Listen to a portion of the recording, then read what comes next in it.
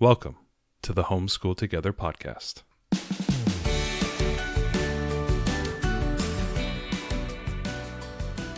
Where one working mom and a stay-at-home dad help you navigate the nuts and bolts of the growing and dynamic world of homeschooling.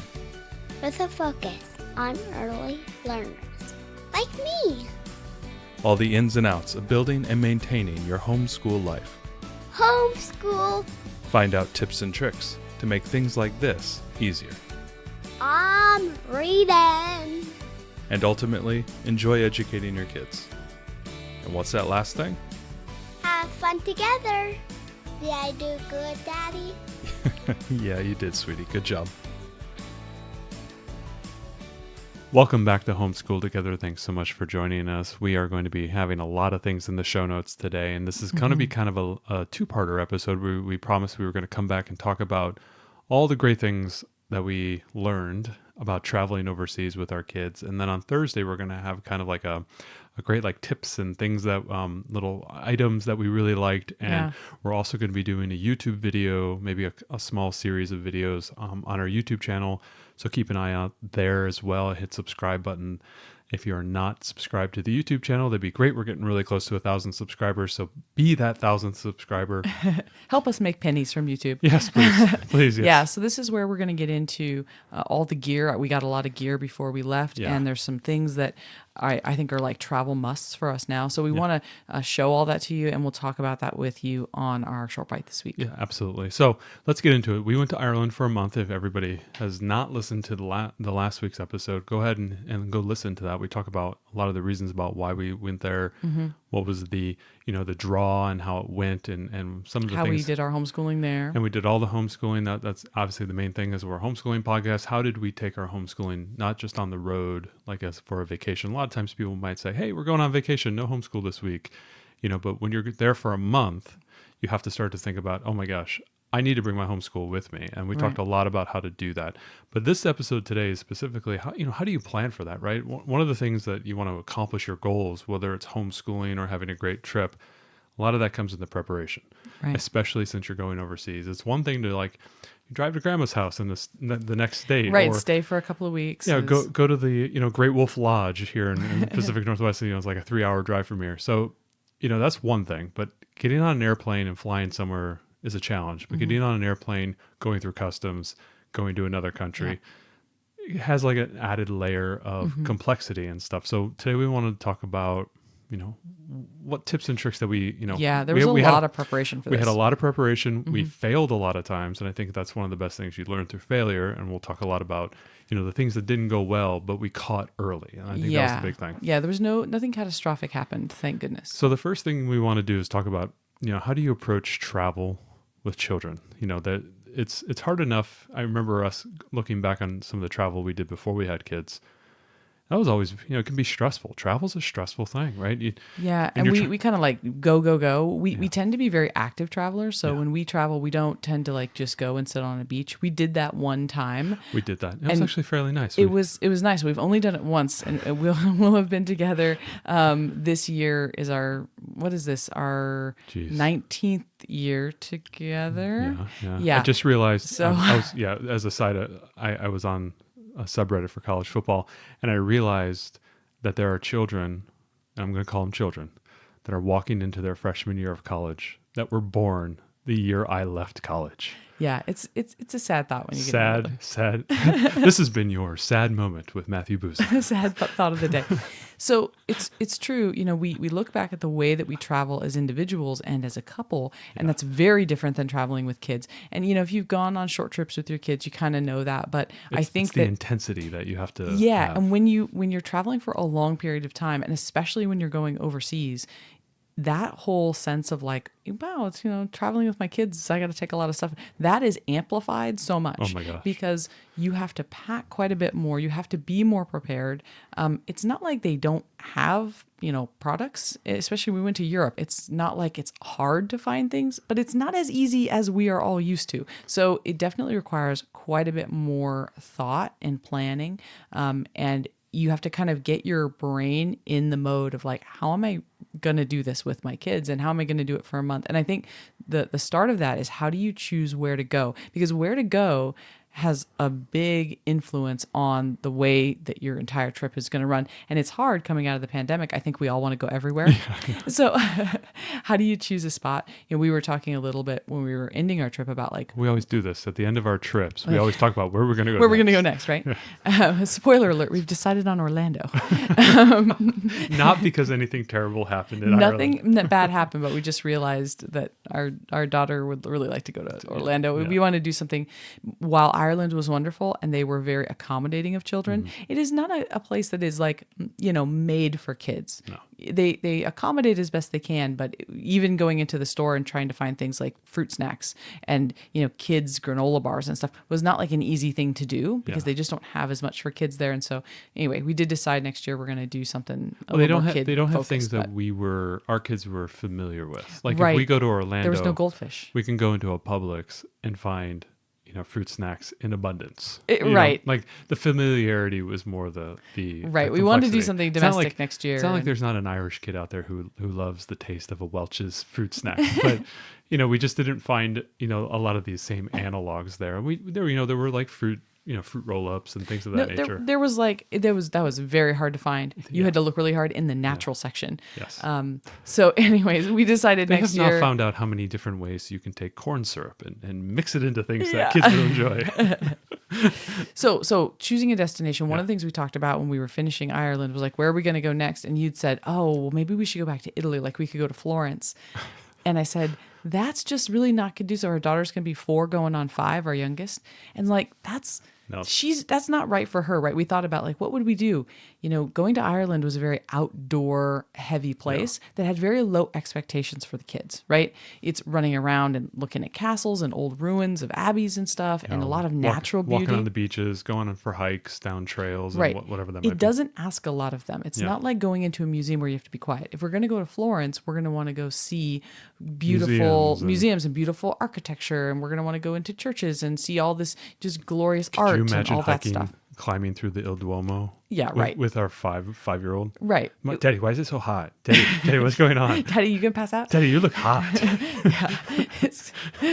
Yes. People who know us know Matt almost did pass out going up Il Duomo. Yeah. So anyways, when you think about where you're gonna go, you really have to have some, think about, are your kids the right age and the right temperament for where you want to go? Maybe it's a place you'd love to go, and we would love to take our kids to Florence someday, but they're not the right age right now. Our older daughter maybe, but not our younger. Yeah. So you can have some realistic expectations about, when you're thinking about the place, is this asking too much of my child for their age and temperament right now? Maybe that needs to be put on the shelf. You had a good term there, is the overpacking the itinerary.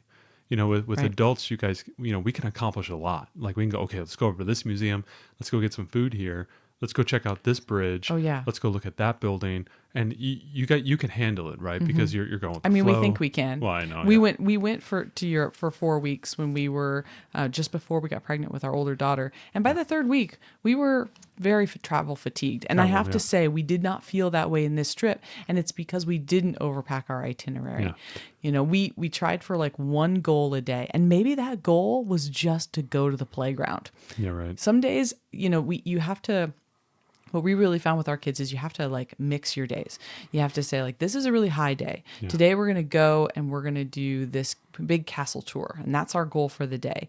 And the next day, we're just going to go to the grocery store and the playground and watch a movie back at home type thing. Maybe get a souvenir or something like that. Right. Yeah. Like it's very small goals because the kids really need that rest time, even if it's just mental rest, even if they're still kind of, running around and being active. I think that's one of the things that we see our kids be so active at home. We think like, oh yeah, when they're there, they'll just be active every day, just like they are here.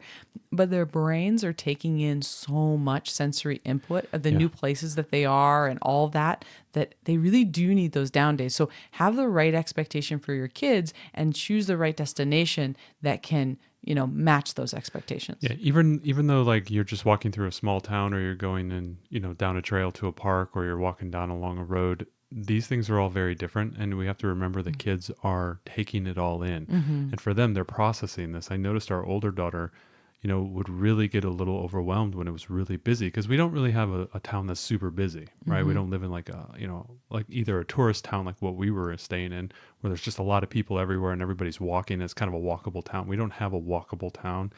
And even if we did, there's just not a lot of people here. And so even just in a small town, Ireland, which I believe the town that we stayed in, Killarney, is actually smaller than our town population wise, it was way more busy. And I just have to remember, like, through her eyes, this is like a wild experience, right? Right. Let alone going to Dublin, which I think was the stimulation was like off the charts for her. Oh my gosh, our Yeah. little one, well, both our kids actually, both nights we were in Dublin, by the time we got back to our hotel, everyone passed out each Yeah. night They were because overloaded, even though it yeah. wasn't late, they were just, there's so much input. And, Yeah. they're a little bit nervous. Yep. And not the little one, but the older one definitely is a little bit like not sure where she's at in new places. She just and wants to make sure she's in the right spot. Is she There's okay? cars, there's buses. It's really scary. There's traffic, Yeah. there's horses, so just make sure that you set the right expectations for what your kids can handle, what you can handle with your kids. Pick a good destination and set an itinerary that supports that. If you can travel for a month or longer, we highly recommend it. Yeah. If you can't travel for that long and you can only go for a week or 2 weeks, really set those expectations correctly. For us, it took our kids 3 solid days to get over jet lag when we first flew there. So know that if And you're 4 getting back.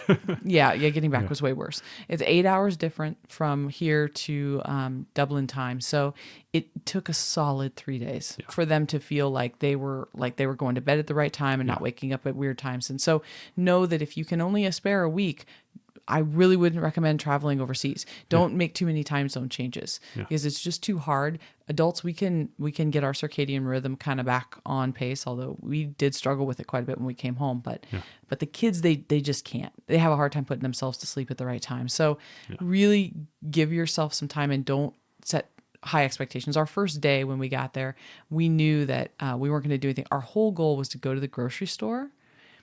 And if everyone wanted to, we were going to try to go for a walk. Yeah. And that was all we did our first day in this new country where there's so much to explore because we just knew that no one was prepared to do more than that. Exactly. And going through the comfort, sometimes your learners or your kids may feel a little uncomfortable. And something that you were doing 2 really good things, I think, leading into the trip, because our oldest was telling us that she was a little nervous, a little concerned and whatnot. And you did a lot of YouTube videos of walking, showing where we're going. What does it look like? What do people do when they live there? What is life like for these people? Right. Not just the tourist places, but actual real life. What's it like to be a kid there? They look just like you. And then there's a calming thing. And we also watched some videos about the flight. What is the flight like? Because she couldn't really remember the last time she went on a plane flight. And we found a video of a guy flying to Dublin from Seattle. And so this is actually the flight you're going to be on. This is what the airplane looks like. Exactly. Oh, look, they're feeding him food. Oh, he's reviewing the food, Exactly. and let's watch this video. I think it calmed her down a lot about a lot of the fears. And they did. Yeah, seeing what she was going to experience and seeing that it's not very scary. Funny thing is we were telling her, a lot of times it's going to feel like you're rushing. And then you are going to sit and be bored. And right, the whole rush travel part of it. Board. Right, get out of the car, get to security, and then sit for 2 hours. Wait for our plane. Oh, we're getting on the plane. Now we're going to sit for 8 hours. Yeah, right, it's one of those exactly. things. And they also, I really loved, and I don't know if this is a European Union thing or just an Irish thing, but they had all of these visual guides. Yeah. I was able to find a visual guide for Aer Lingus, which was the airline we flew, and I was able to find visual guides for several of the museums and heritage sites we were going to go to. It was like a PDF PowerPoint presentation. Exactly. And it was meant for folks who either had special needs or for children sensory issues. Anyone who was concerned about the experience. So Aer Lingus had one, and it walked through every step of getting on the airplane and what the engines would sound like and what the pilot would say and when the food would come and what they needed to do. And all of that really helped our daughter. And so one of the things that I had learned this in all of my therapy around anxiety, and it really worked out great with my daughter, which was to just kind of, walk her through everything that was going to happen. Okay, first Grandpa's going to come pick us up, and then he's going to take us to the airport, and then we're going to get out, and we're going to go to this line, and we're going to do this. And, going through the whole stages of how we were going to get from our home to our townhouse in Killarney, that took me like a half an hour to run through all the steps, but she had her eyes closed. She could visualize it. Mm-hmm. She was mentally prepared. And drawing a lot of analogies to experiences that she has in the day-to-day. Mm-hmm. Now imagine us driving to Grandma's house. Imagine us driving to school. Imagine, walking her through those thoughts, I think really helps her ground the future expectations and the current experiences. Right. We also grabbed some books from the library. There's one series called Follow Me Around. Yeah. We got the Follow Me Around Ireland book. It tells about a kid who lives there, and it's what his day-to-day life was like. And that was really great because she could see that they're basically like us. We did a lot of Google Maps work with the kids too, where we would look at Google Maps. We would do Apple AirPlay onto the TV, and we would look at Google Maps and say, look, there's where the McDonald's is. there's where our house is going to be. And here's how we walk to there's the a ton park. of street view options as well, which is unbelievably powerful, opportunity for you to get comfortable. Actually, for you as the parent as well, to like, okay, this is what it's going to look like, or this is what this road looks like. This is where I have to turn off here. And you start to get the landmarks. Yes. Like by the end of the trip, I was driving all around town, didn't have to think about it. And if I did make a mistake, I could always go through a roundabout and come on back. All right. But this is the ways that we help to prepare our kids. For our kids, yeah. And just make sure that, our youngest was at almost 3.5. She's kind of oblivious. But our older daughter at 7.5, very aware, and it really helped to calm her butterflies about the whole trip by doing these kind of preparation steps. If you're thinking about the great travel items that you might want to put together, remember, stay tuned to next Thursday, on this Thursday coming up, and we're going to go through on our short bite a bunch of great little products and things that we use to help pack and get ready and everything. But speaking about packing, what was the approach to packing, especially you're taking a lot of stuff, right? Oh my gosh, and so much stuff. You're going there for a month, and you immediately think, oh my gosh, I have to take a lot of stuff to the town, to the town with us, to our townhouse.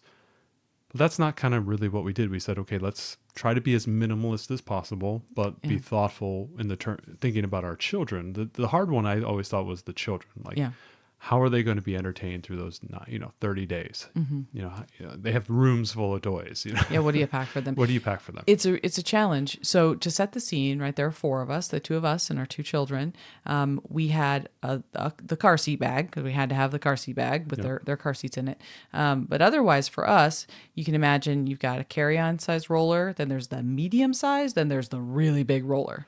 We had 2 of the medium size, 1 carry-on, and each of us had a backpack. And that is all we took with us. That was everything that we took for a whole month. It was impressive. For 4 people. So you can definitely do it. One of the things that you really need to think about is once you get there, you've got a lot of stuff, and trying to keep yourself organized. I was not a believer in packing cubes. I'm now a believer in packing cubes. I think they're wonderful. You can pack them really tight. For us, what worked best was for each person to have 1 or more cubes that were theirs, so that when it made for adjusting your packing as you're going really easy, because you could just kind of swap things around. And it also made it super easy when we got there to not open your bag and have, clothes spilling out everywhere. I used to just roll clothes up and they would just be in this big pile. Yeah. If it gets opened by TSA or something, oh my gosh, your whole system is like totally screwed up. So, it worked out really well for us to do that. And to remember that the children's clothes beneficially are fairly small, especially at this age. I know if you get a little bit older, 12-year-old, 14-year-old, they're kind of adult size, and you might start to think about, okay, they have their own thing. We saw a bunch of families rolling through. Actually, remember that one family that was in line behind us? They all had Patagonia bags, like nice big Patagonia bags. They're like a duffel with backpacks. Yeah, and that's all they were carrying, because they came in line with, and they had like 1 checked bag or something like that, but they were all carrying 1 backpack, and it had all of their stuff in it. Yes. Goals. #goals. Whole goals. So if you listen to our first episode, we did pack Razor scooters for our daughters and their helmets. So that obviously took up quite a bit of room. Absolutely 100% worth it, because, one of the things about choosing your destination and the type of trip you want to have is you need to make sure that you're aligning your goals with what the kids can do with your trip. And so for us, we have a goal to get a lot of steps. We want to walk a lot, be very active, so we can eat and drink a lot while we're there, right? To enjoy ourselves. Enjoy ourselves. So we knew we had to pack scooters, or else our kids weren't going to be able to keep up with the distance we'd want to walk. And that was wonderful for us. So that's another thing to consider, when you're, what your destination is. If your goal is you want to go to a ton of museums, but your kids aren't old enough yet, either you need to adjust your goals or find ways that you can switch off with the kids, or or go to have a structured carrier that you carry your youngest on. Maybe, yeah. Like when we went to Spain with our youngest, we went there because all of the things we wanted to see palaces and stuff. Well, they're all open outdoor type palaces. Exactly. So we kind of got that feeling without her having to be quiet. So, maybe you can make some adjustments. So, we did pack razor scooters for the kids, which was a big thing. For us, we packed, I really recommend thinking about layers, not packing bulky things. There were a few things we packed too much of. I'm thinking of a man in this room with a certain sweater and a heavy jacket. Calling you out. You'll be better off packing in layers, especially, if you're going someplace tropical, that's one thing. But if you're going someplace like this, Ireland's weather, where the weather could be variable. right? It can be variable. It can get pretty chilly, and it can be not quite t-shirt weather, but almost in the sunshine. So we found the best thing to do was pack in layers so that you could keep your packing really minimalist and you didn't have this big heavy coat. So remember to pack a laundry bag or two. We packed two, which was great. We had a laundry bag. The kids had a laundry bag. However many days of clothes you want to pack. And we packed about like 4 days of clothes. 4 days, yeah. About 4 or 5 days of clothes. However much you pack for an adult, pack 1.5 times for your kids because they tend to get things dirty. They won't rewear things. Even if it was clean, they'll put it in the laundry bag with something that was totally dirty. And now it's obviously tainted and you can't wear it. So, pack extra for them. And we found, especially with our preschooler, she just, she gets things really dirty. So, but remember, if you've got laundry facilities, don't overpack. Yeah. It's not like you're going to go buy new clothes, but it's, try to be conscious. We packed, jeans and dark pants and a variety of solid colored t-shirts so that we could mix and match, and then a couple of pullovers that were solid colors again so we could mix and match. So it didn't feel like we were wearing the same thing every day. If you pack something with a big logo on it or whatever, then all your pictures are going to be you in this big logo. So, be conscientious about that. Yeah. And then we packed light rain shells that were like real thin windbreaker type rain shells. So really think about your clothes packing and how you can kind of trim it down. And I think we even packed a little bit too much. So exactly. And then speaking of toiletries, and obviously you got to bring your toothbrush and whatnot, but do you need to have deodorant with you on the whole trip, or do you just take a little travel one that you'll use through the airport, through your travels, and then when you finally get to your destination, and then when you get there, maybe you'll go to, like, for example, we were going to the Tesco and we would just say, okay, here's some toothpaste, here's some deodorant, here is some shampoo and conditioner and some soap, and now we're ready to go. Right. We basically packed, what I packed in the toiletry bag was enough stuff to get us overnight into the next morning, so that even if we got delayed or something, it had toothbrushes for all of us, toothpaste, deodorant for us, my contact solution, contact case, and spare contacts. Yeah. And that was kind of it, because we knew that, we didn't need to take a shower. If our plane got delayed or something weird happened, we'd be in a hotel that would have shampoo anyway. And would we really need to shower? Not that much. So we were fine. We went ahead and I did not pack extra clothes on the flight for us. I did pack extra clothes on the flight for the kids. You never know if there's going to be an issue or whatnot. Right. Was one of the kids going to spill food all over their clothes? And we knew, like, let's someone's going to get sick. Yeah, let's say that we arrived and our bags didn't arrive. This was something we thought about. Like, what if they don't get here? Like, okay, well, we'll have another day's worth of clothes for the kids, and you and I will have to go out and, pick something up cheap or wear our clothes for one more day until our bags arrive. And we were okay with that. We were willing to live with that, to not have to take too much. Our goal was to pack as much in our checked baggage as possible, because with international, you get a free checked bag for every person. So pack as much in there as we could so that we could go really light on the plane. Because one of the things that's really difficult to do in the airport, especially now everyone's traveling, keeping a hold of your kiddos is can be a really stressful thing. And we didn't want to have to worry about dragging bags with us and trying to hold hands with our kids. So each person just had a backpack, and these backpacks were the bags we used for hiking and our kind of day packs throughout our trip. So they really doubled for that. But we really kept, the only things we kept in our bags were electronic stuff that we couldn't afford to lose. Obviously my work laptop and my work stuff, since I was going to be working remotely part of the time. The kids, the iPad and the tablets the kids wanted on the plane, a couple of our camera stuff. Our Kindles came as well. Yeah. Our Kindles, phone chargers, but the rest of it, we tried to pack everything else we possibly could in the checked bag. Yeah. More, going beyond just packing for, clothing and travel and your toiletries and your electronics. Another thing just to think about is the medical aspect of traveling overseas.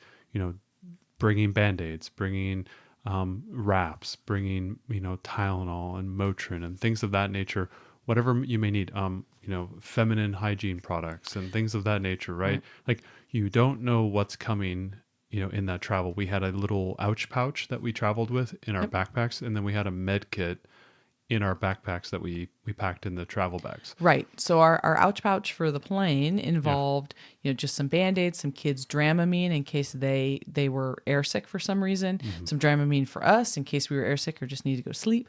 And we had a little bit of cough medicine because our youngest was getting over a cough and she had some antibiotics she was on for that. So for an ear infection, actually. So we were, we had to pack that stuff on the plane, but then the medical kit that we put in the checked bag was basically filled with things you could need if you were out on a hike. Yep. We knew we weren't going to ever be too rural because the kids can't really hike that far. Not at 3, she can't hike that far. So we're thinking like, your basic alcohol wipes and antibiotic cream and the Band-Aids, just the simple stuff. And then anything you could need late at night. And I'm thinking here about like having a fever, right? Because your kid never gets a fever at 4:00 in the afternoon. It's always at like 10 or midnight. Right as they're going to bed, yeah. And things in Europe especially, and lots of other countries, close a lot earlier than they do here. So we couldn't just, here we could run out to 24-hour pharmacy and 24-hour convenience store and get like Tylenol. We couldn't do that there. So we packed it, even though our kids weren't sick, we knew, but it's never going to be at a convenient time. So we did pack that and things like stomach aids, so anything you could need kind of middle of the night. We did pack a small thermometer as well.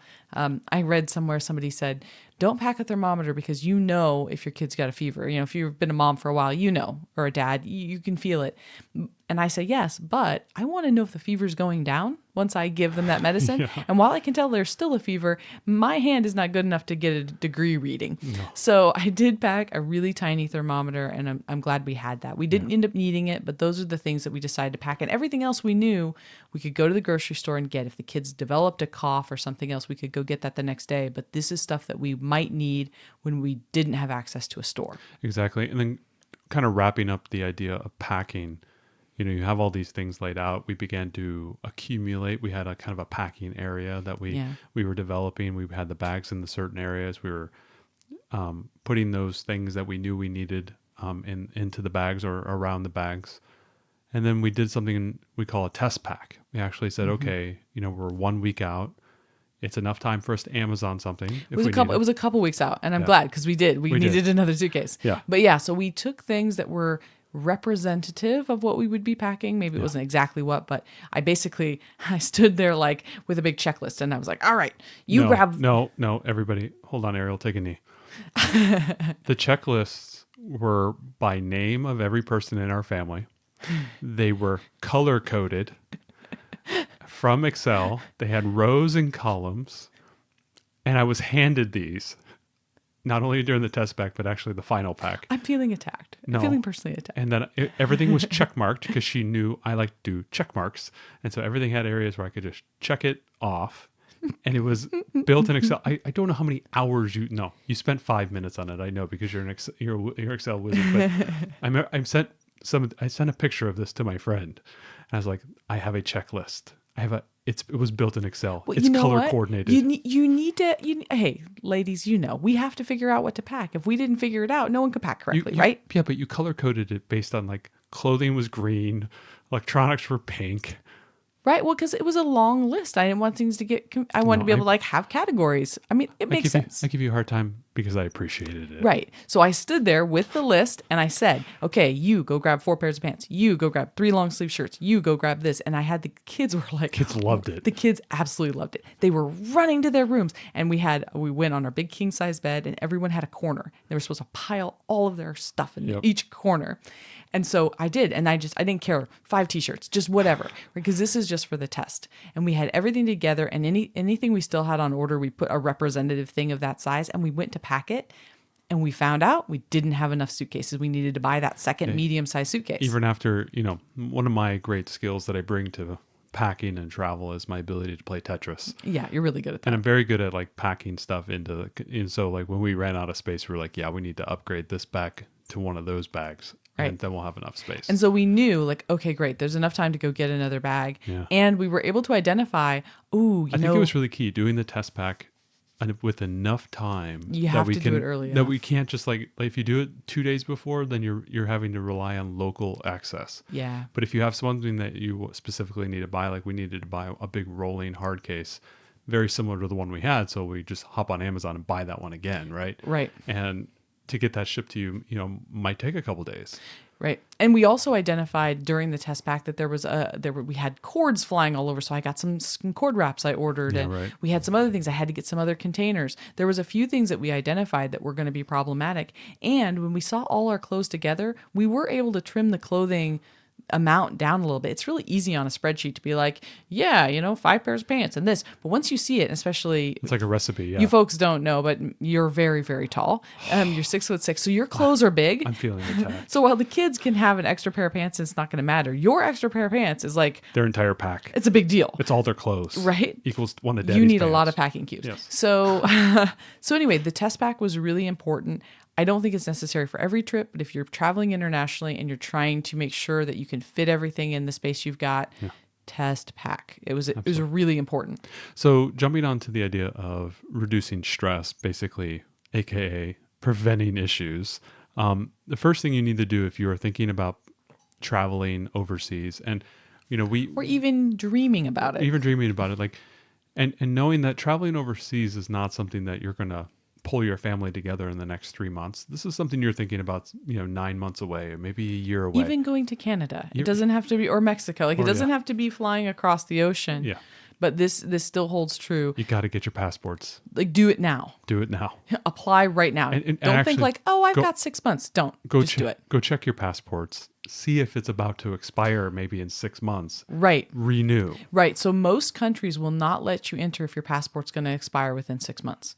So make sure that you have got plenty of time to get that new passport. And if you think you're going to be like at all in the gray zone of like, well, it should be, I could expedite it, go to your passport office. You may have to drive a little bit to a city to get to your passport office, but do what you can to apply as early as possible. And the same goes if you want to look at, like, consider getting global entry with TSA or TSA PreCheck or any of those programs. They are so backed up that if you are even like kind of fooling around with it, go ahead and just do it now. We applied for one of them, right? We applied for Nexus. And we still have not gotten it. Yeah, right? it's been like 8 months. Yeah. So, because we're so close to Canada, it was like, oh yeah, we'll apply for Nexus. And and here's the problem: once you apply for one of those programs, we found out after we applied for Nexus, And the global entry one. global right? entry, Nexus gets you into Canada. Is it just Canada or Canada and Mexico? I don't know. But anyway, we applied for Nexus, and then we found out global entry was super fast because your parents got it. Mm-hmm. And once our application was like in process with Nexus, we couldn't switch. Yeah, right. We can't apply at all until it was done with the background check. So it's like stuck. Yeah. So we're having to wait. So and that's the ease through security and That's right.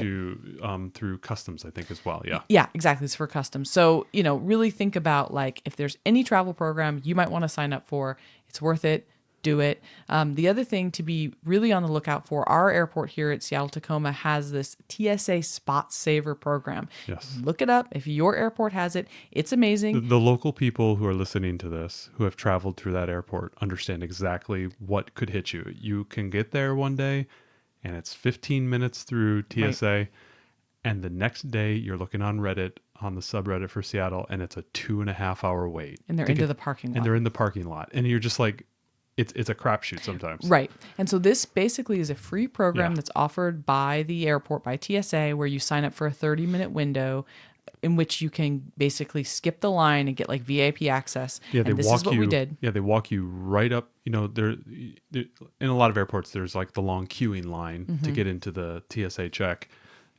For the foreign listeners, it's our security lines to get through into the magic space, which is inside the airport.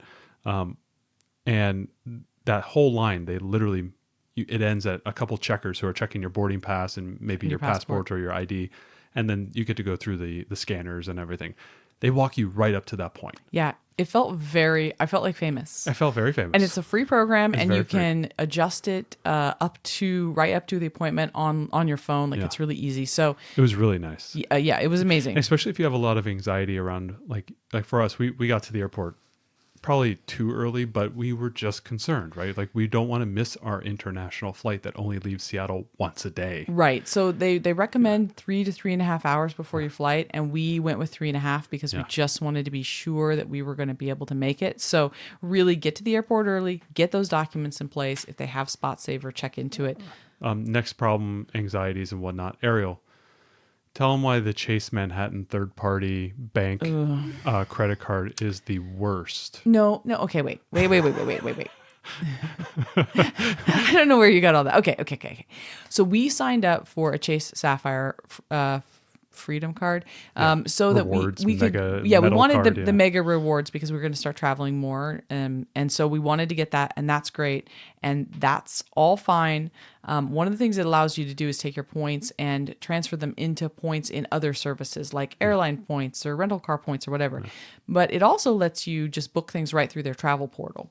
So And sometimes that is a lot cheaper. and sometimes it's a lot cheaper. You can get a better deal. My warning to you all is be very careful when booking with any third-party site. I also booked our airline tickets on booking.com. Third party, for example, is like, okay, you're going to get a Euro car. If you can book straight through Eurocar, that's like direct booking. Right, that's like what Ariel's first talking party. about is that's first party. These people live in between them and you. It's as if it was a travel agent. Yeah. So like I booked our airline tickets on booking.com. For our Aer Lingus airline tickets, I booked our rental car on the Chase and used my points, and I got a great deal. Yeah. This was back in like October. I'm feeling really good. I'm feeling high on life, right? I've got everything worked out. Well, then I find out in like December, I realize, oh no, I have it for us to pick up our rental car one day early because our flight was overnight. So it's actually, we leave on the 3rd, we get on the 4th. And I had us picking up the rental car on the 3rd. So I go, okay, I just have an extra day on there. I just need to modify my reservation. So I call Chase. They can't do it. They call Europe, or actually it was Enterprise. Enterprise can't do it.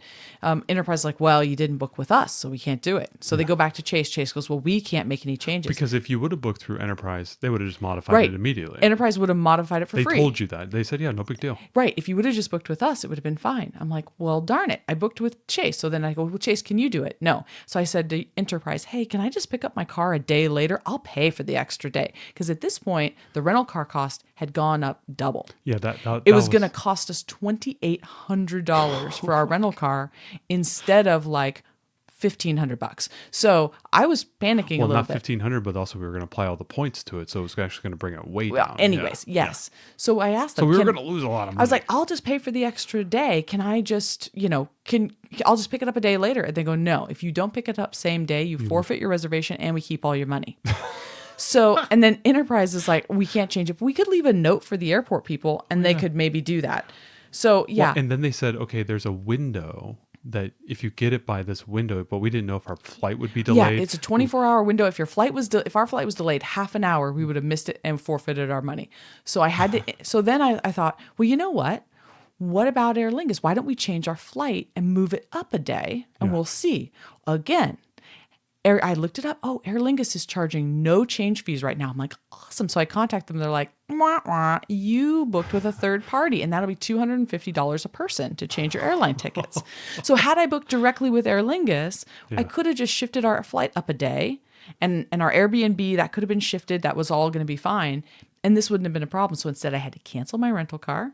And then we had to wait. We had to wait until we could try. We waited for like 4 months for the price to try to come back down. Finally booked it like the month before. It ended up costing us like an extra $500 at the end of it. Yeah.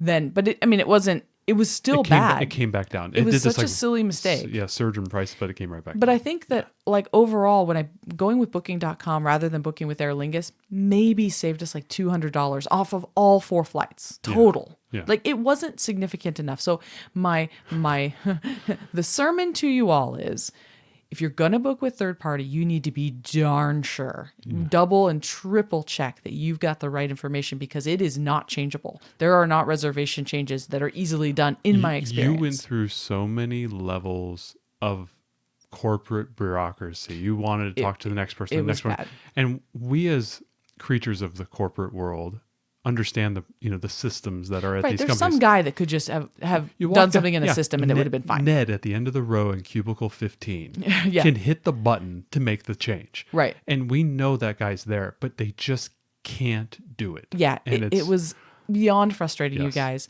So be really sure about your dates. Be cautious, and if it's not enough of a savings to book with third party, just don't do it. Just book with the original Well, and the thing provider. is, if our flight was delayed and it wasn't our fault, there's travel insurance built into everything. And So that's we weren't why going we to have got to. It's the- not like the we were Sapphire card. Yeah, it's not like we were going to have to eat the rental costs because we showed up late because the plane was late. That's within the travel insurance. Mm-hmm. This was a straight up mistake. It was my mistake. It was a goof, but like we all we all thought, okay, that's no problem. We'll be able to fix this, and it was not a fixable Yeah, problem. I worked for like 2 weeks on it, and I could not fix it. You were getting really stressed about it. I was too. getting super stressed. It was right before Christmas, and you were like, "Let's just let it go and have Yeah. a good holiday." Exactly. So point being, make sure that it's worth it to book with third party. Now, all this to say that we are actually really happy with the Chase Sapphire card, and one of the reasons we're happy with it is it provided travel insurance. Yes. If you're not going to have a credit card with travel insurance, then I recommend you buy travel insurance. Mm-hmm. So with the card, we knew that if our plane got in late and anything that we booked through the credit card, Mm-hmm. our Airbnb or hotels, rental car, anything was going to be covered if something went awry in our travel. The other thing that was going to be covered was our bags. If our bags didn't show up, they were going to pay us like $500 a bag or something to get to replace our stuff when we got over there, which would have been awesome. They'd cover a hotel room if our flight got the Razor scooter's a limited edition, $1,000 for these. if our flight got canceled and we had to stay overnight somewhere, they would have paid that. The other thing that was really big for us is that card provided rental car collision damage insurance. So my other big de-stress tip thing is you have got to know your travel, your car rental situation. If you're going overseas, that car rental situation, you have to understand really carefully. For example, Ireland, it is illegal for them to rent a car to somebody that doesn't have insurance. So if I had gotten there and I had not paid with that card, But it wasn't just that.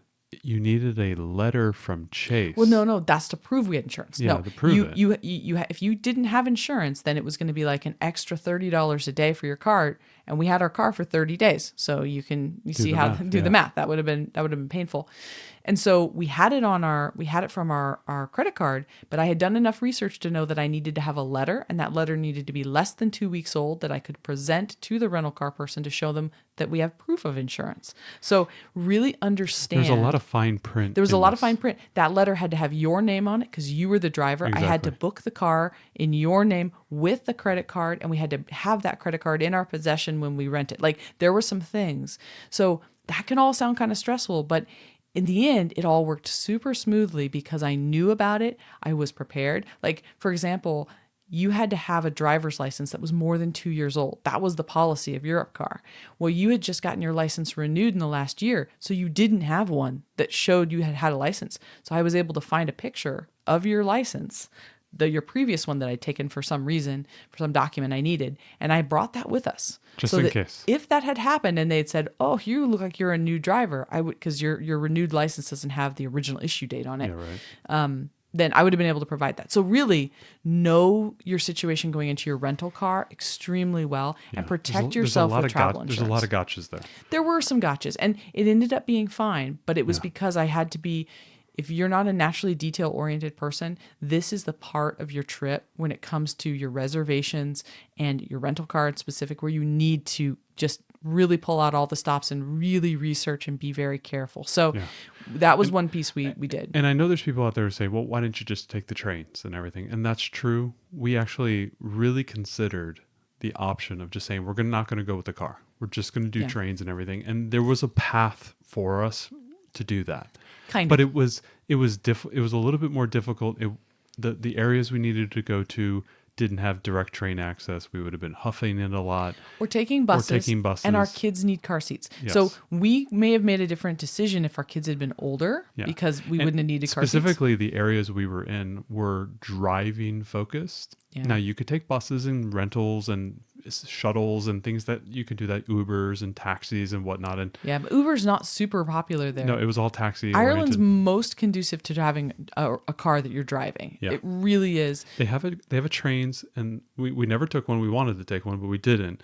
And there was an option. We could have done that. And It would have been much harder, and we Yeah. wouldn't have gotten to see most of the really great sites because they're in the middle of the countryside. There's like a Exactly. castle everywhere, Yeah. on every corner. And that field over there's a castle, and over there's the ruins of an abbey. And Yeah. we needed a car for that. So really think about whether you need a car because it is expensive. Obviously, you're driving on the left-hand side.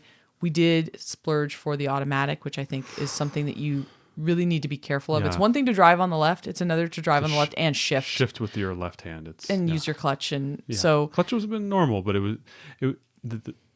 so as a pro tip, I'm a decent driver. I've got at least you're a really good driver. I've got I think about 500,000 miles under me across multiple cars in my entire driving life. I'm not up to 1 million miles, but I'm about at 500,000. So I'm a decent driver. I've only been in one accident. It wasn't my fault. And it was a little unsettling, but I got used to it.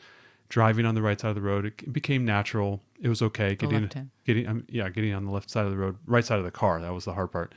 But really the hardest part of the entire driving experience was the shifting with my left hand. It was such a foreign feeling to me, and a lot of times when you're shifting, 95% of the time when we're shifting, it's in, comfortable. Okay, I'm backed up. Okay, now I shifted into drive. Now I move forward. It's those 5% moments where like, I got to do a quick action, I got to move quick, or I've got to do a quick UE or something of that nature. That's where the shifting on the left side was really uncomfortable. That was a challenge. It was the most unsettling thing about driving on the other side of the road was shifting with my left hand. And that was just shifting from drive to reverse. I could not imagine if I had to shift from first into, manual into reverse. It would have been so unsettling for me. So I if you can splurge a little bit for the automatic, I would highly recommend it. Yeah, agreed. Absolutely. So knowing all those details, one of the things that can also help you with the rental cars and everything, get the app for that thing. We had the Aer Lingus app, and get the right app for everything. And it's really helpful because that's a much easier spot to see your confirmations and to make changes if you have to, and get messages, and just I think that having the apps associated with each property that you're dealing with, whoever it is, airline or rental car or Airbnb or Expedia or whatever it is, I found it easier to use the apps than trying to navigate websites on my phone. And talk a little bit about travel insurance. Going overseas. If something heaven forbid happens to you, what about the cost of that? The concerns Right. there. What did we pay for travel insurance for health? Right. So yeah, we have the travel insurance with the credit card, which I highly recommend doing. But then for health insurance, we have health insurance through my company. We have just, kind of normal, good corporate health insurance, right? It's nothing super special or super bad. It's just very medium. But if you go overseas, anything that happens to you is immediately out of network. And if it's like, if it was just the two of us traveling, I don't know that I'd feel maybe the same way about it. But with the kids, especially, if one of them had like broken a leg, God forbid, it would have cost us a fortune. Some infection or something. We don't know, right? We don't know. And I think the kids are much more prone to get hurt, right? I mean, when I came back from my short stint in the UK, for my short business trip, and I came back, our little one, her whole nose was a giant scab because she had fallen at the playground while I was gone, and fallen on her face. So like the kids are more prone to accidents. I feel like travel health insurance is a really good thing. We paid $200 for the travel health insurance for all four of us for a month. It was fine. I think it was from ING, and I was able to have I had a zero deductible on it, and like I don't remember what the limit was. Maybe it was like $100,000. I didn't go for the highest limit, but I wanted to be able to say we could just go to a doctor. If there's something wrong with the kids, we can just go to a doctor and we don't have to worry about it. And here it is. And really, that was a pretty small price to pay to feel confident. You can get quotes online, and it's different depending on your ages and the kids' ages and what countries you're going to. But for us, that gave me a lot of peace of mind, and we all had little cards that I carried around that showed we were, covered. Speaking about cards and things you're carrying around, using Google Drive to have all of your important documents, your reservations, everything up in the cloud where you can access it anywhere in the world that you have access to internet. That is a super powerful thing. Also, printing off backups. That's a big thing that we like to do, is both have a paper copy and also have that digital copy up in Right. the cloud. I think is a very useful thing. Right, having the digital copy of our passports in case they yeah. got lost. I mean, it's one of those things where I have a paper for everything, but you know that if you lose something, oh my gosh, what am I going to do? It's like, it's nice Yeah. to know that it's sitting there for me in Google Drive and it's ready. I can call it when I need to, and, So- and I can save it for offline use. Exactly. So that's all about reassurance. But when you leave somewhere, you're leaving behind one of your biggest assets, which is your house. One of the things that we did is, obviously you got to turn your water off to your house. I mean, Yes. we did that. And we drained out a little bit of the water pressure as well. You got to hold your mail if you're going to be going this long. You can't have your mail pile up that much. And it's pretty obvious that your mailbox is full. Right. That these people aren't here. We made very, very sure that we were not getting any packages at the time, and then we also coordinated with family and friends to come by the house, check on it. Mow the lawn. That was because a big we were one. going to be gone. It's funny, as we record this right now, we Yeah. know that a neighbor of ours is on vacation because their lawn is really high. Yeah. Everyone knows in the whole neighborhood knows they're on vacation, and we didn't want it to be obvious. So we did arrange for a neighbor's son to be able to come over and mow our lawn for us like halfway through the trip, Yeah, so it and- wouldn't look too bad. And also just his father came with him, and he turned on both of our cars just to let it run for about 10, 15 minutes. We didn't Right. want to come home to dead cars. Right, In yeah. case there was some issue or whatnot. Also, we set up our house to do Yeah, this we as did well. a bunch of home automation. So one of the things I loved most was we got a video doorbell. If you don't already have one, Ring doorbell. Yep. We got the Google one, I think. one, Yep. And so we really liked that, and that gave me alerts immediately when anyone was at our house. I put all of our I put a dawn till dusk light at the street. I went ahead and put a Wi-Fi switch in for the exterior light, so I could do a routine on Google Home and say every night turn on at this time and turn off at this Yeah, time. the Wi-Fi switches, yes. I Yes. had to put in the switches as well to this room that we're in right now, our office, and also our front lights that go on the front of the house. And so with those switches, I could tell them when to turn on and off. So every night we had like our office lights come on and then go off when it would be about bedtime. And we had a couple of smart plugs throughout the house that we had bought that had lamps plugged into them. And I had those. So I had everything set up on routines, and I set it up a few days in advance, and we tested it all to make sure that it would work. So our front lights were on outside. There was a couple lights on in the house, and then they would turn off. So it looked plausible We pulled the that we were home. the Kevin McAllister Home Alone move. We tried to, and our cars were in the driveway because we Michael had Jordan somebody was not, drive us to the airport. driving on the train or anything like that. Yeah.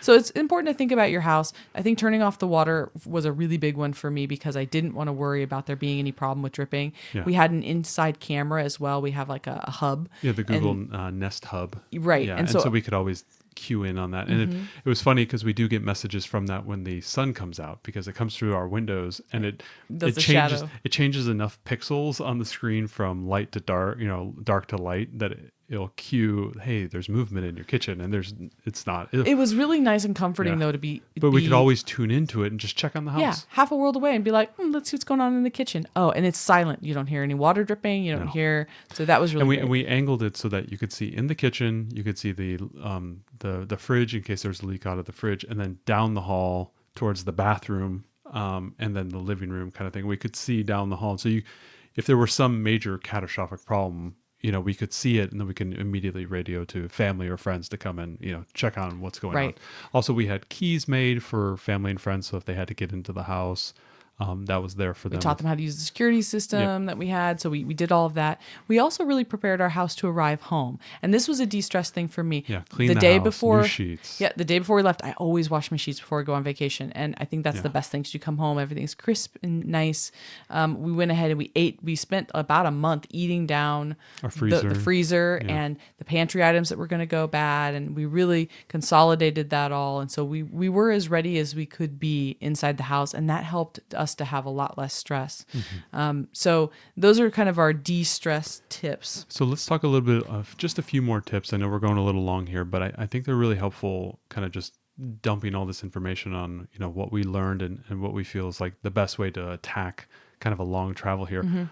Going in line with the packing test where we sat through and tried to pack everything.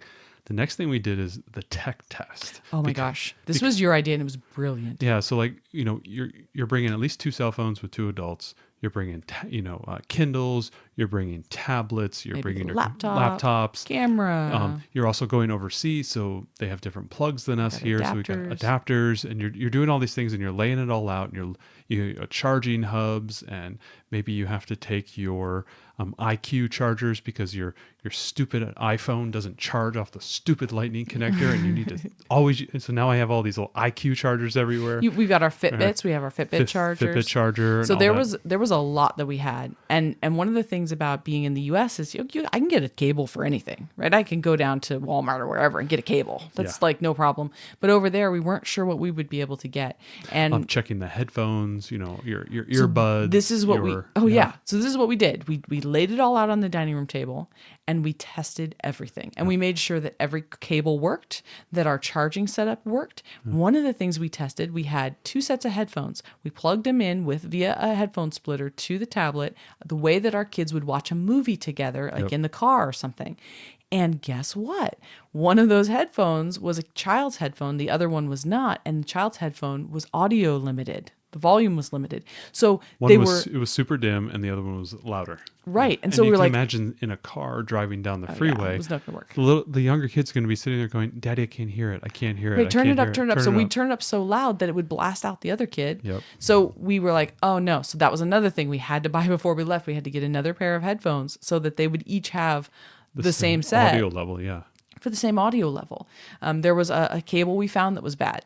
We had a brick issue, one of our power bricks, and we really laid it out and said, like, when we're there, how are we going to want to charge things so that we can find everything, and how are we going to want to organize this all with different. I have like the cord keeper thing we'll show you on the YouTube video. We had cord wraps. We had different packages for everything. We had a Roku that we brought with us, and we figured out, like, okay, here's what we think we can get on Roku when we're there. We went ahead and downloaded movies to the tablets from Netflix and Disney Plus and our subscriptions that we have, because we didn't know if we get there, we're going to have access to everything. Yep. Spoiler alert, we did. We had access to everything on Disney Plus, and we had access to Netflix. It was fine. We just used our Roku. It was great.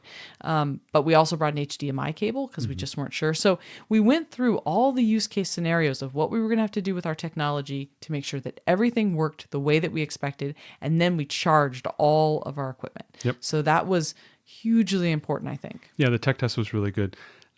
Even beyond the importance of our tech, tech is super important. Next thing is eating food. Tech is important, but then food. Yeah, in the hierarchy of needs, tech is obviously number 1. Number 2 is food. A lot of times our kids are picky eaters. Shocker, spoilers. Children don't like to eat things. They did really good, though. They did really good. I'm really proud of them. We went ahead and packed food that could double as replacement meals, specifically when we first finally... Just for the plane. Just for the plane, but also when we first arrived to our location, the kids may be like totally out of sorts, upset. I'm angry. I'm hungry.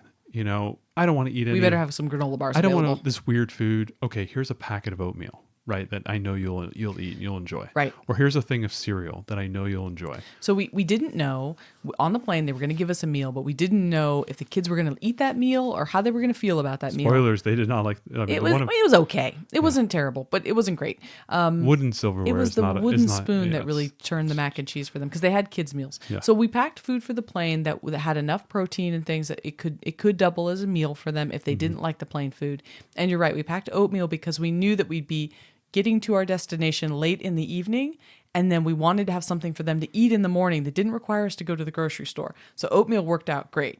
So we knew that we could take that. The other thing to really be careful with is, what are you allowed to bring in as far as food? So like, we brought beef jerky, but we had to consume it all on the plane because we weren't allowed to bring it into Ireland because it wasn't from the EU. Likewise, protein powder.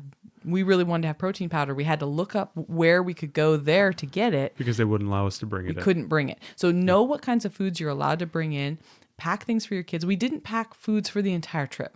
We just made sure that we were totally covered for the plane and the first morning that we were there, and that was kind of it. Also, look up the requirements for nursing mothers as well. I remember this when we went to Spain. We brought breast milk along with us. Yeah, and that was okay. That was okay. But you had to declare it You and had to do declare it all those things the right way. That is definitely something to think about as well. We also packed pajamas for the flight because we were doing a red eye flight all the way there. That was really nice to kind of go through the nightly routine, get them into We made their like PJs. a modified nighttime routine for them. And we walked them through it before we got on the plane. So they knew like What it this was is gonna be what's like, going to yeah. be, and they could get kind of ready for sleep. We packed a pillow and a blanket for each of them that rolled up really small. And that really helped them to be as comfortable as one can be on the plane. Next thing, pack a bag in a bag. This is something you learned about a flight to Taiwan. You have pack a bag in a bag. bag It's in- amazing. I've got a couple We of packed a these. roller in our larger suitcase. Right. So we had the medium sized bag and the carry on will fit inside it. So when we packed originally, we packed the carry on down and then we just put it in the medium bag and took it with us so that when we came home, we could separate the two and have room for souvenirs. Yep. And so, Because if you're packing to the hilt, right. you're not bringing anything back with you, Mm-hmm. right? So we created that option to have that. And we also had you had a little disposable bag, kind of a nylon bag, like a gym bag as well, that you kind of folded up and so you put away. bring a collapsible bag. We had a duffel bag and it was collapsible, and I also had a shopping bag that was collapsible, and so it just kind of folded down really tight. The duffel was great. In Seattle, we had to wear jackets to get to the airport because it was chilly, right? Mm-hmm. And so the moment that we got into the airport, we went ahead and I expanded the duffel and we threw all our jackets in there because otherwise we would have been super hot in the airport. That was a great way to use the expandable duffel. On the way back, it was warm when we left Dublin, surprisingly enough, and we were able to pack all of our jackets in our bags. It wasn't a big deal. So having things that collapse is a really great way to, have extra space when you might need it. Going back to the food, understanding that, you're going to be eating there, you're going to be cooking there, Googling and Google Mapsing and researching, where are the grocery stores? Where do you need to go to find food and find your toiletries and what that might be? And also understanding how late they're open, because a lot of these stores will close earlier than we expect here Or in the not States. open on a Sunday. Or not open. Or also think about when you're traveling, because, when we went, it was over the Easter holiday. Right. And parts of the country shut down for Easter. And we had to be aware of that. So we knew going into that weekend, there may be more things closed this weekend than we expect. Let's make sure we get everything we need for, we were only shopping for like 2 or 3 days ahead, and then we'd go back and get more stuff. And, it was like that Friday we said, we need to buy a little bit more, because going into that following day, it's going to be, Easter, and we think it's going to be closed. As Americans, we're just used to things being open all the time. Like, Walmart's open. Of course it's open. We're also used to our products lasting a lot longer. So this is just a note, like the bread, it lasts like 3 days, guys. That's it, because it's so in Europe it just doesn't it doesn't have all the chemicals in it. So it's like not good very long. Don't buy stuff that you want to fresh things that you want to keep for a week, because they won't. And those grocery stores, we were able to look up the grocery store from here, go on to they called it click and collect, but it's basically grocery pickup, and look at all the products that we had. So we were able to do meal planning from here, because we were doing a mix of eating out and cooking ourselves at our townhouse. And we did a lot of cooking ourselves. And it was great, because as much as you want to go out and have meals, what we discovered about Ireland, and I'm sure this is true other places too, is some of the touristy places will have Irish food, but in general, the Irish don't go out to eat Irish food. They go out to eat Thai food and Indian food and pizza, right? They don't go out to have a shepherd's pie. You can find one in like a touristy spot, but the other place, because they usually eat it at home. So what you can find, and we did this a lot in the grocery store, is like the ready-made meal type stuff where you would heat it up and it's store made. And that's where we had our most authentic Irish food, was from the grocery store. That kind of ready-made foods, easy meal kits that they would have at home.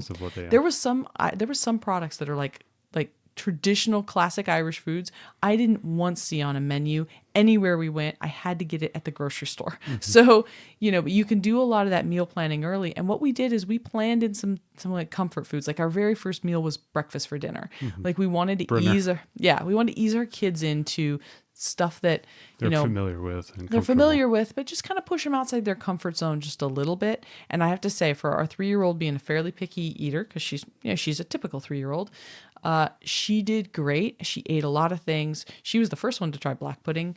And the kids did really, really well. So, but that'll give you an idea of what you can and cannot get. There were some things we just literally couldn't get at the store. So you have to know that going in. Corn tortillas, I'm looking at you. Yeah, I know. So If you want to, spoilers, if you want to open up a taco business in Ireland, you'll make a lot of money. Next thing we like to do is wherever we go, I like to go on Google Maps and download a local map. You never know what the cell phone coverage. We both had to get upgraded to the international plans on our phones, and we had to turn on the roaming and all this. We forgot to turn on the roaming, so we got there. We had No no internet. internet to go. We had to drive across the entire country with no internet and a the Rick Steves travel map. Old travel maps. It was tiny. It was a tiny travel map. We're like, well, let's just go west, and we're gonna get there. It's very funny how much we rely on our technology, and we are offloading our knowledge onto these phones. But we didn't know about turning roaming on because you always have roaming off because you don't want to be accidentally charged for something. And the funny thing is, the Google Maps that I saved was I wanted to save the whole country, but for some weird reason I cropped out Dublin. So when I opened up the map on my phone, I said, no big deal. I got an offline map. I saved the local map to my phone, and so I don't need internet. Yeah. I will always have a map, and it'll do my GPS and it'll tell me where I am. I had cropped out the edge of Dublin, and so going from the airport around the loop around the town to then get to the main artery that goes out towards Killarney, it didn't show up on my map. Yeah, that was a stressful time. Oh my gosh. So definitely download the entire area that you may travel through. And on the local Took us maps. a little bit to get our phones working. And yes, so we did. We traversed the country without cell coverage. Exactly. That was fun. Good times. Good times. And a tire pressure warning that went off that we had to pull off find a gas station. And, it's an adventure. Yeah, it's always an adventure.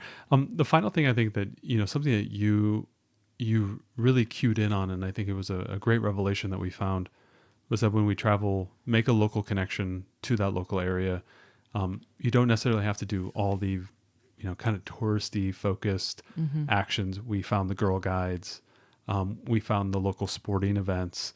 We found all these fun things that, locals end up doing in their area. Find local events, local theater maybe going on, the farmers market that we did in Charlie. Find the local events that are going on and really engage with those. Yes, tourism is great and all the great places to go see. We did all the touristy stuff and we loved it. But we needed to, when you're there for a month, you can kind of exhaust an area in, 3-hour radius around your area. You can exhaust it in 30 days. And you may need to with add stuff that your kids are willing to do. Let's say it that way. Yeah. If it was just us, there's a lot more we could have hiked a lot and could have done a lot. We could have gone to the top of their tallest mountain. We would have. There's other things we would have done. It. But with kids, we had kind of seen and done a lot of the things. Yeah, what was acceptable. So I think finding those local connections, which may take a little bit of effort and a little bit of work, joining some local Facebook groups, finding if they have a local subreddit, things of that nature, local things in those areas, and see what's going on.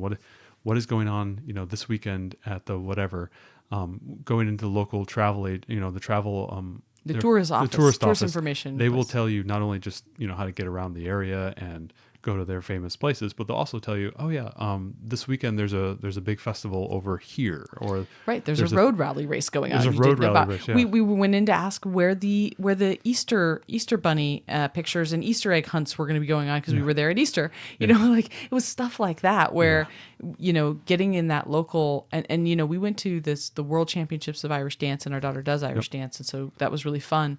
But the only reason I knew about that is because I went onto a local moms group for the area and I said, is there anywhere or any schools having any dance recitals? Is there anywhere we could hear trad music and watch Irish dancing that's not late at night? Because usually all the pubs, they start their music later. 8, 9 o'clock, and we're, the little one's winding down at that time. Yeah, she's going to bed. So I said, is there anywhere we can go that's earlier in the day? And somebody goes, oh, well, if you're here, there's this world championship going on.